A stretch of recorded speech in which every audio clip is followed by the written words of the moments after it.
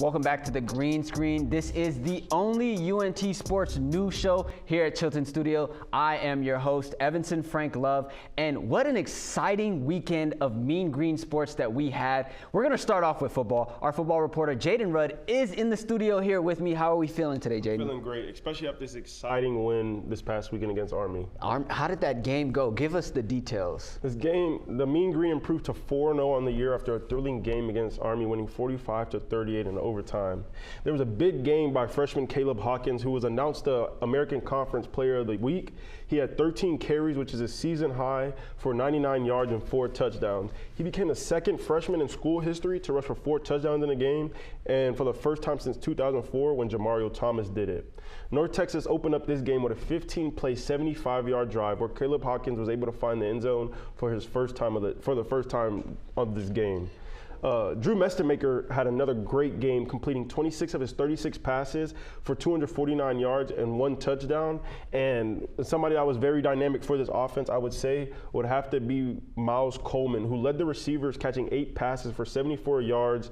And his connection with Mestemaker has been very significant for this because they go back to Vandergrift High School when they were playing together on the high school team. Yeah, that's an incredible story to go back all the way back to high school. I know Mestemaker, he's been the center of UNT football because he has such an incredible story, but it was the run game this past weekend, and that was something that me and you talked about a couple weeks ago on the first show. Yes. Tell me, how much improvement did this offense have focusing on the run game? I think a lot of it has improved. They've improved greatly. You know, McGill scored a touchdown and rushed for 101 yards, which was a team high. And that was his second game rushing for 100 yards this year. And I don't think he's going to be letting up off the gas at all. And I do believe they do have a 1-2 punch with him and Hawkins running the ball. You know, this game came down to the wire, all the way to overtime. But talk to me about the first half. What was the score after this first half? Going into halftime, you know, we were taking a commanding lead, 28-14, and it was very exciting to watch because a lot of people probably didn't think UNT was going to come here and be so dominant. But where kind of things took a turn was the second half starting up. Army was able to convert their first 3 drives in the second half into touchdowns, which sparked a comeback. In the fourth quarter, they ended their 3rd touchdown drive with a 75-yard play in 58 seconds, and they pulled within 3, leaving the score 31-28. UNT was able to answer that with a 21-yard touchdown run by Caleb Hawkins for his 3rd touchdown of the day. And both defenses came up with a stop, but ultimately there was an uncommon mistake where Mackenzie McGill II fumbled and, you know, Army got the ball back. And this was what led to the field goal. But I do believe, aside from that mistake, you can't knock them for this game. Of course not. It was an unfortunate fumble by McGill, but even though it was, let's talk about this defense. Defense after, if they were able to stop Army, even though McGill fumbled, the game would have been in the hands of UNT and would have never went to overtime. But it did, obviously, and we were able to score a touchdown. But after we scored, tell me, we've raved all about Skylar Cassidy's defense all season long, but coming today, they allowed 38 points against Army. What allowed for these mistakes to happen? I feel like a lot of it is just, you know, your uncommon mistakes. We haven't really seen them get tested other than when they went to Western Michigan. So I do believe it's just part of that playing away. We've had 2 great games at home, both shutouts, and then when we were tested when we went away. I don't want to knock our defense at all for allowing the 38 points because we know in the recent years Army's going to score their points, they're going to get their yards. It's common for Army to come in there and rush for 250 yards to 300 yards a game. That's okay. I would say the biggest thing for us was that we ended their 12-game American Conference winning streak. The defense was able to hold them in that overtime drive that they had to go 3 and out, and then it set us up for that game-winning touchdown by Caleb Hawkins.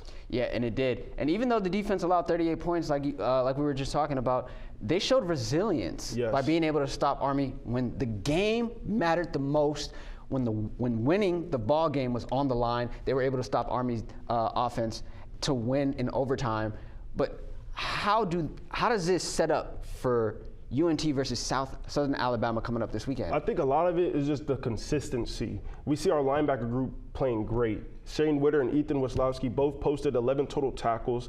Patrick Smith-Young returned from an injury a couple weeks ago. He returned for this game, had posted another 11 tackles as well. These three were our leading tacklers, both posting 11 tackles, and the defensive line has been great. So I would say, looking to go 5-0 for the first time since 1977, South Alabama is coming down, and we might have a chip on our shoulder because a lot of the talk in the American Conference and for a lot of the smaller schools has been UNT.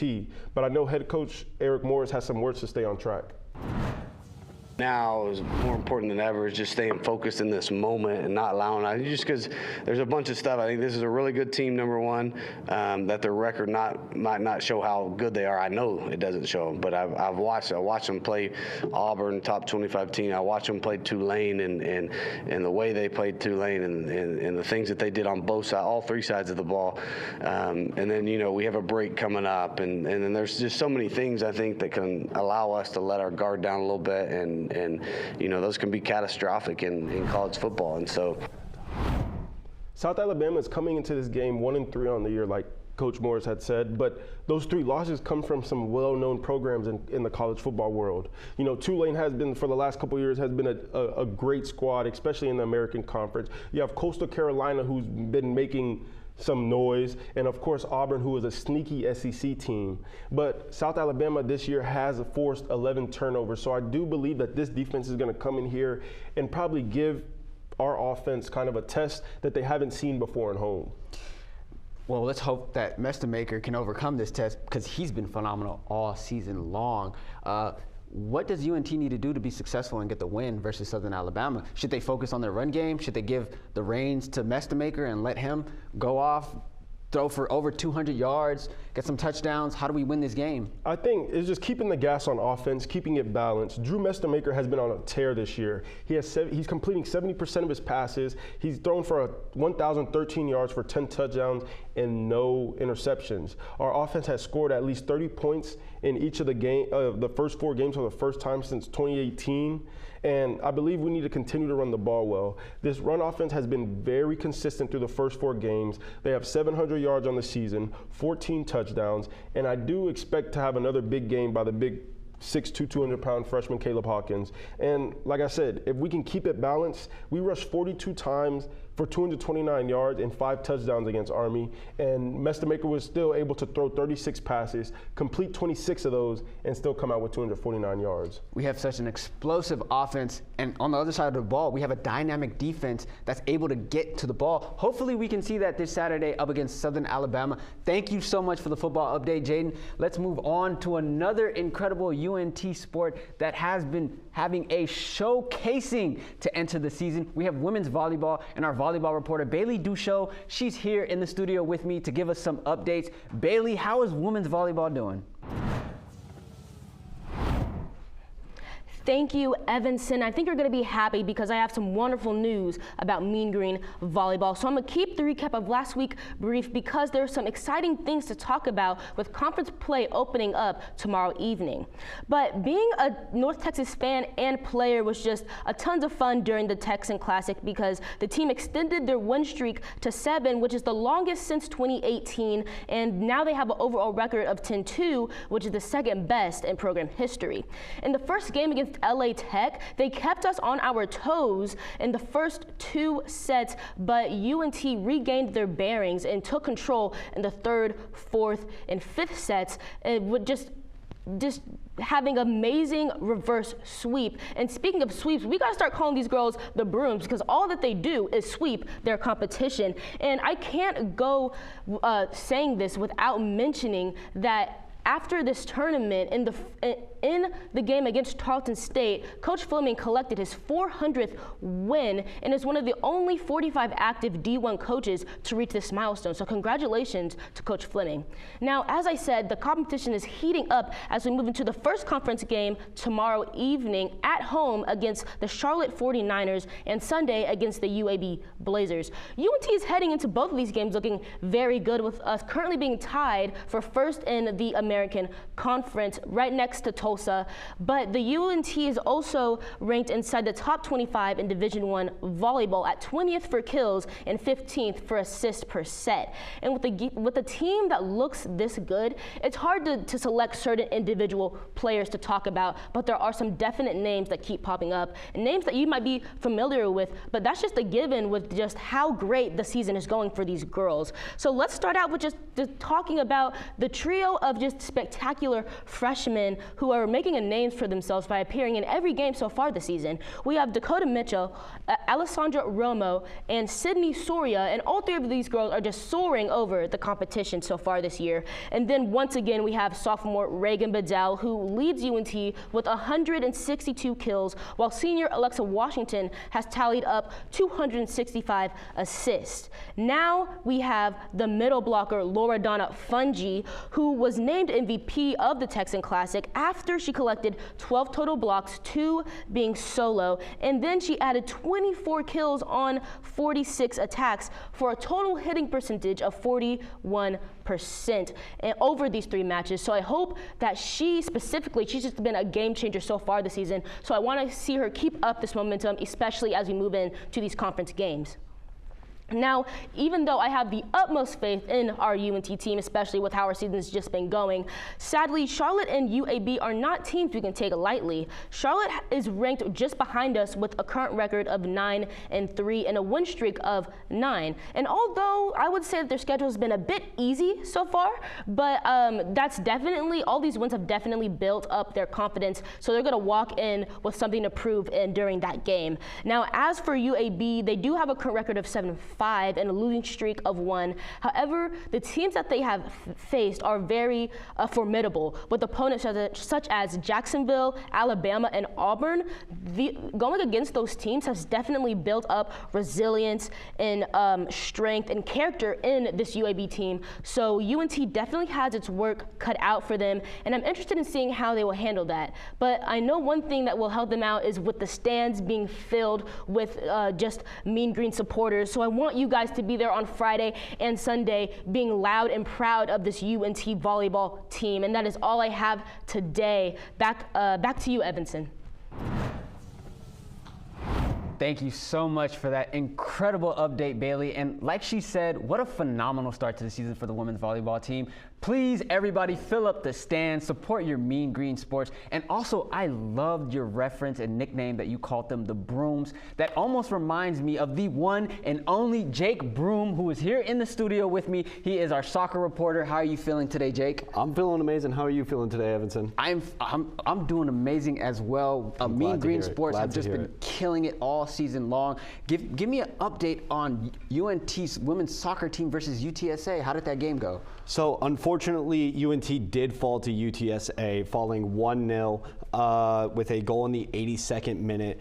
It was just a really bad away stint for UNT. Going 0-3-1 while they were on the road. UNT entered their match against UTSA ranked 10th nationally in shots per game, and they were only able to put up a record low 2 shots, both of which were from the one, the only Mia Bernard, with only 1 shot being able to go onto the goal with UTSA's goaltender needing to save it.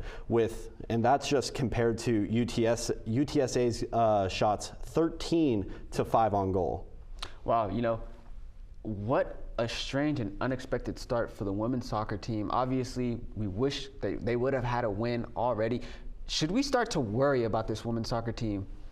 Personally, I wouldn't say so. Compared to last year, this isn't that much worse of a start. Last year we started 5-3-2 in our first 10 games, and we're only at 4-6-1. So personally, I wouldn't be worried about where this UNT team is going, especially this soccer team. Coach John Hedlund hasn't had a losing season since he started this program back in 1995.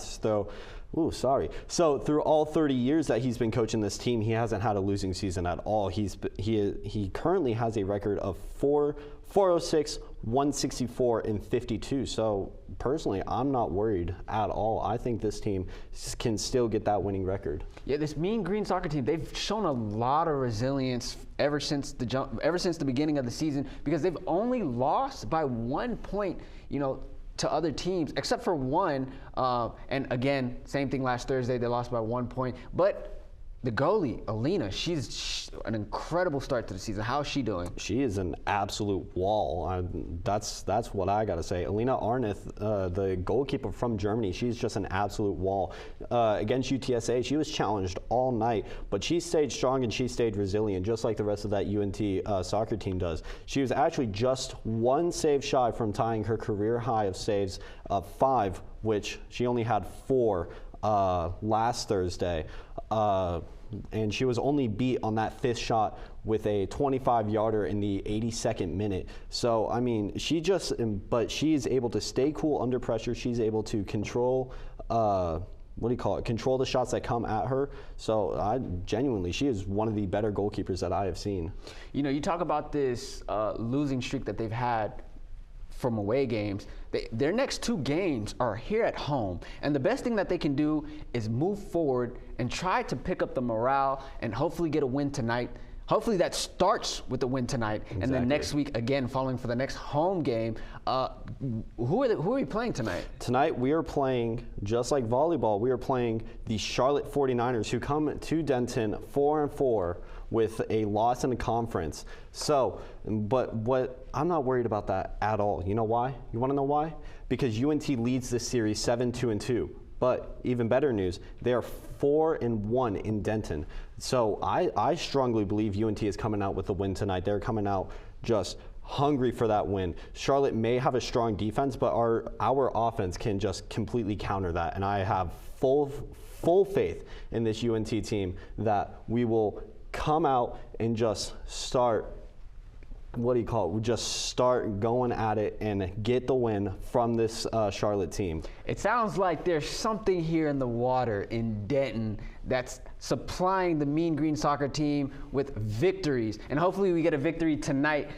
Thank you so much, Jake. Of course. Let's move on to some more UNT sports that we have. The men's golf team, they just played in their last invitational game at William H. Tucker, and man, the true freshman, Mitchell Meyer, is having an incredible start to the season. He was the highest finisher for North Texas, and he collected his 2nd top 20 placement in as many starts as his collegiate career. I mean, this freshman is having a phenomenal start to the season, and he also carded a 2 under 70 on Saturday to finish 3 under par for the tournament. In total, the Mean Green, they tied 11th out of 18th as the team. They shot for 292, 295, 288 for a total of 1 over par 865, and it looks like their next game will be October 5th at the Trinity Forest Invitational. So we do wish them a good luck in Dallas, Texas. But our women's golf team, unfortunately, they don't play until October 6th. So we will have to wait a little bit to see what's going on with women's golf. But let's move on to some more women's sports. We have women's tennis and our tennis reporter, Josh Landers. He is here in the studios with me. Josh, how are we doing today? Great, Evanson, and thank you for asking. The Mean Green has been incredibly consistent as of recently. This past weekend, they competed in the Rice Invitational Tournament in Houston, Texas. Overall, UNT finished the competition 12-8. And although those stats don't jump off the paper, the Mean Green had a strong performance on Friday, going 4-0 in singles matches and 3-1 in doubles. Now, that's the team. Let's talk about Carolina Ladner for a second. She had an extremely strong performance in singles, including on Friday, her win against her opponent from UTRGV. And on Saturday, she beat an opponent from the University of Houston. Then on Sunday, she narrowly fell in the title bout against SMU. Also this weekend, Stefani and Fomi competed in the ITA All-American Championship Invitational for the 2nd consecutive year in Cary, North Carolina.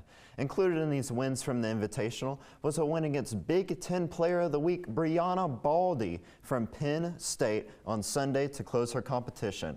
Obviously, too much for the Nittany Lions. Next is the ITA Texas Regional in Fort Worth, Texas, and then after that, the American Conference Championship in Tulsa, Oklahoma. The Mean Green tennis team is hungry and they're coming for that American Conference Championship. Back to Evanson in the studio. Thank you, Josh. What an exciting time for UNT sports, and what better way to stay up to speed than the Green Screen, the only UNT sports news show. I'm your host, Evanson Frank Love, and we'll see you again next Thursday.